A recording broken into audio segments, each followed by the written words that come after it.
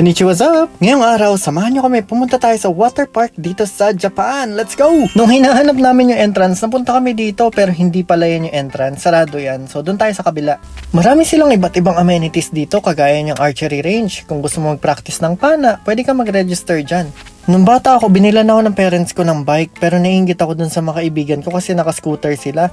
Yung mga scooter na dito sa Japan, high-tech, kusang umaandar. Tingnan nyo yung naka-black, hindi yung isa yung nasa unahan. Ayun.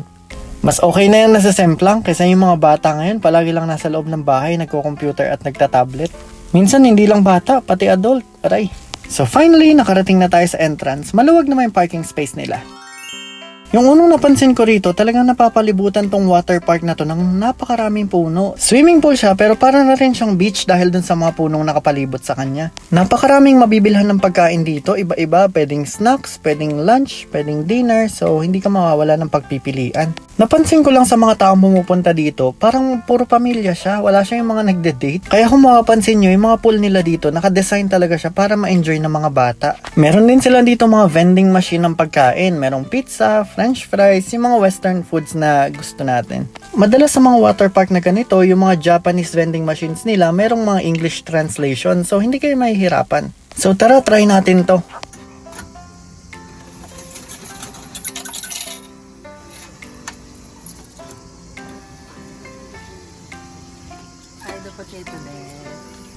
Fried potato pala yung tawag nila sa french fries dito sa Japan. Although alam naman nila yung french fries, pero nasanay na lang sila na ang tawag nila doon ay fried potato.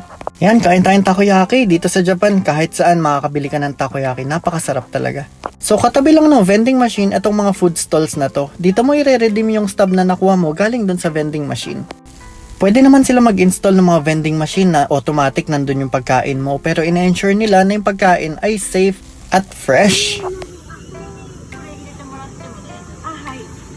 Kayo ba mga kamochi, ano nilalagay nyo sa french fries nyo? Nakakamiss mag-McDonald's, no? Yung ibubuhos mo yung ketchup sa tissue.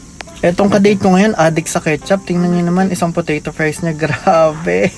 May isang malaking shade dito na common space na pwede mong pagtambayan, paglagayan ng bag, pag-selfiehan. Yan, kung may mga anak ka, dyan mo sila pwedeng hintayin. So, ano pa hinihintay natin? Tara na!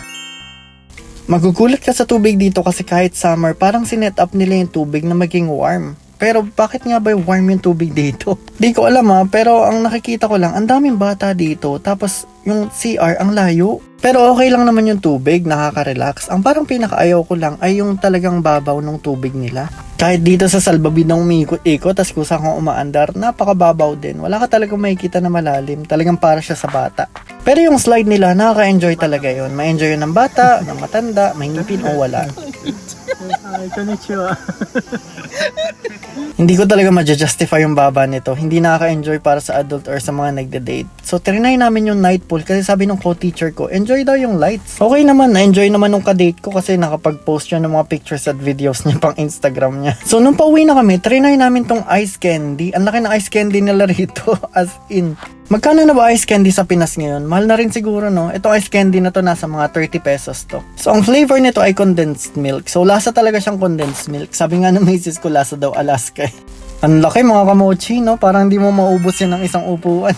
Nag-share na lang kami dyan ni Tin para maubos namin. Kayo ba mga kamochi, anong ginagawa nyo pag summer? Nagsiswimming ba kayo? Kumakain ba kayo ice candy ng halo-halo? O saktong walis lang ng 3:00 ng madaling araw? So pauwi na kami, medyo nakakatakot yung daan pauwi kasi grabe yung mga tunnel. Although may lights, iba-iba yung kulay niya. Parang ang sarap mag-ghost hunting kapag ganito no? Nakakamiss sa Pilipinas yung do-doorbell ka sabay takbo.